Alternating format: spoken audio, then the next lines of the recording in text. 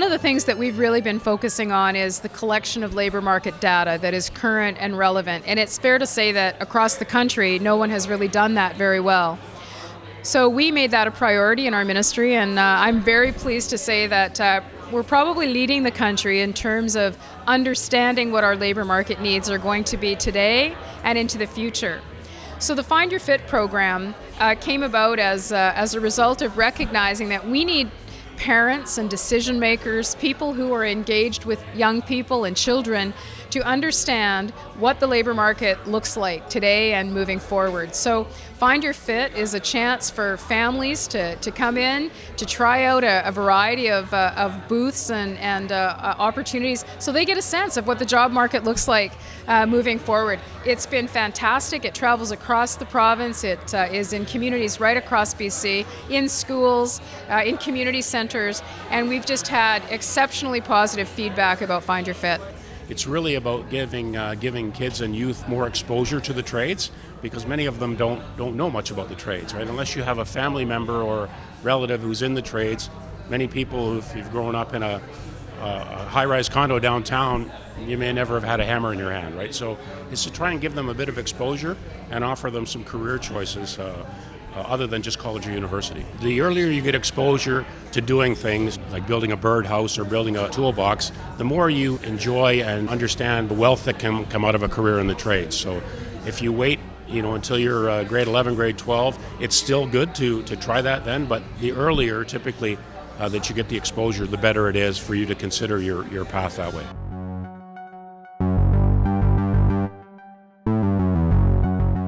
One of the things we hear all the time is the importance of starting early, starting at those earlier years, so that young people are exposed to the kinds of careers that they can make a choice about.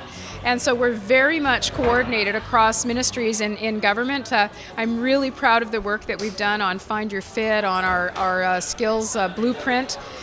We work with the Ministries of Education, Advanced Education, First Nations, our Ministry of Aboriginal Relations.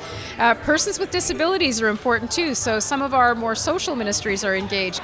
This is the most comprehensive plan that's been put together by government to say, we need to make sure that our workforce includes youth, post-secondary students, workers in transition, and what's really important to us is that we're including people that are currently underrepresented in the workforce. First Nations, persons with disabilities, women, single parents, our new Single Parents Initiative, which allows a single parent to get support for an entire year while they get trained up for a relevant job in the province. So it's been a very aggressive work plan across ministries, and we're certainly hoping it's going to pay dividends. For anybody who's coming down to the PNE, I would highly encourage them to come into the Find Your Fit booth and see the different things that are available to them. From there, you can go on the ITA website, which is itabc.ca, and there are many more exercises that you can do as a young person to gain exposure for the trades. You can go in and plug in some characteristics if you're